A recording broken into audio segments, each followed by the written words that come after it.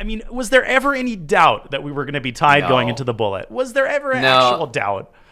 I mean, it helps that, it's all scripted anyway for an unbelievable finale. And surprise, surprise, that we're going to get it in bullet. Queen A5, this very trendy move. And we are off in the bullet portion here. But that +1 is going to give Magnus a chance to hang with a bullet pro like Hikaru.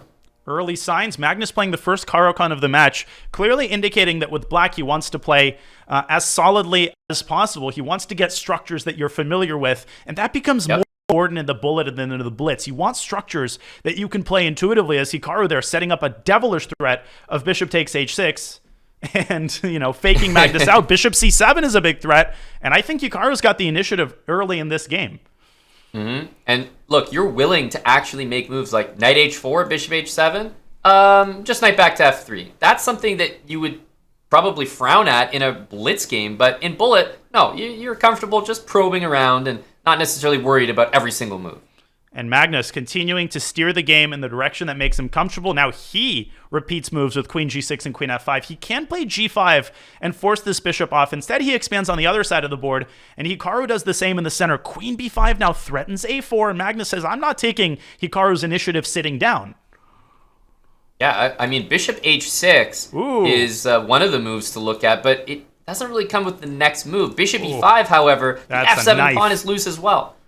Aman, that's a knife, especially in bullet, because trading on e5 and dropping your queen back, I think Magnus might have to go for that line, but giving up f7, Ouch. The entire house of cards might come down in the center, but Magnus has to bite the bullet here. What happens after queen takes f7? Is it a4? Queen b6, exclamation mark. And a4, great move by Carlsen, very heads up, targeting all of white's pawns in the center, and we're going to get a Pac-Man game here pretty shortly. And you could take that, but you could also take on e6. The thing with e6 is that a-pawn actually might be dangerous down the line.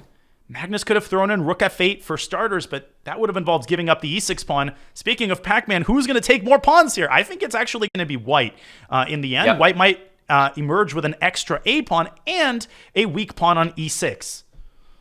Wow, that's quite a move there. Sort of walking into it almost, but queen d2 is the next move, and these rooks, they defend each other, but they can't move. In a blitz game, you would take white's position with open arms, but in the bullet segment, you have to defend against all these annoying threats. Black has a bit of an initiative on the king side. He can also drive his e-pawn up to e4 potentially, and Magnus does a... Whoa! He mouse slipped! What was that? What did he mouse slip? No, it wasn't a mouse slip. He was expecting queen takes e6.